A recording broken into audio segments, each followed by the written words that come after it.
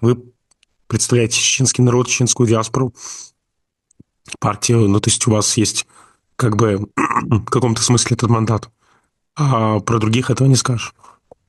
Смотри, Михаил, это очень важно. Я не представляю чеченский народ, я представляю Ассамблею народов Кавказа. Очень многие, которые сегодня позиционируют по праву, не по праву, действительно, я не хочу давать какие-то качественные оценки их поведения. Но, как правило, в подавляющем большинстве эти люди появились в 2022 году. Ассамблея народов Кавказа функционирует, работает, имеет сетевые организации с 2011 года. То есть мы не вдруг появились.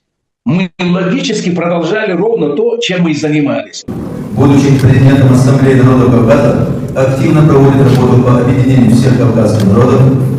За большие заслуги перед Чеченской Республикой Ичкерия руководствуясь статьями 79-80 Конституции Чеченской Республики Ичкерия, Кабинет министров постановляет наградить Руслана Кутаева высшей государственной наградой Чеченской Республики Ичкерия орденом ОМОН-Си.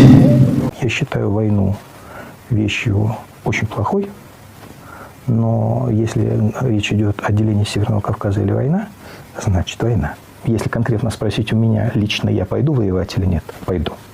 Нет на сегодняшний день в мире незавоеванной земли. Вся земля когда-то кем-то завоевана. Вот Северный Кавказ завоеван нами.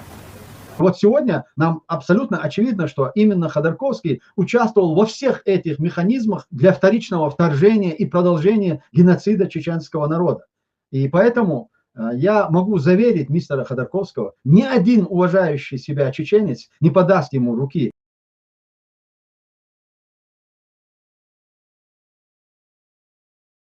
Люди поняли, они не те снегурочки, за которых они себя хотят выдавать.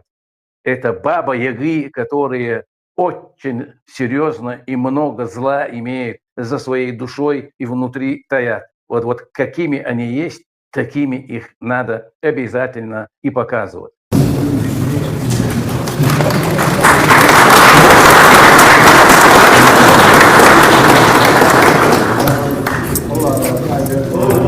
О Руслане можно говорить много, потому что человек очень неуемного характера и энергии.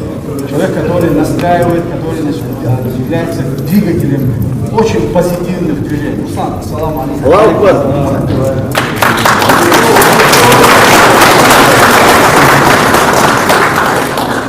Могу сказать два слова. Закаев умеет удивлять. Я вообще не ожидал, что мой скромный труд будет столь серьезно иметь последствия. Всех благ, всего доброго.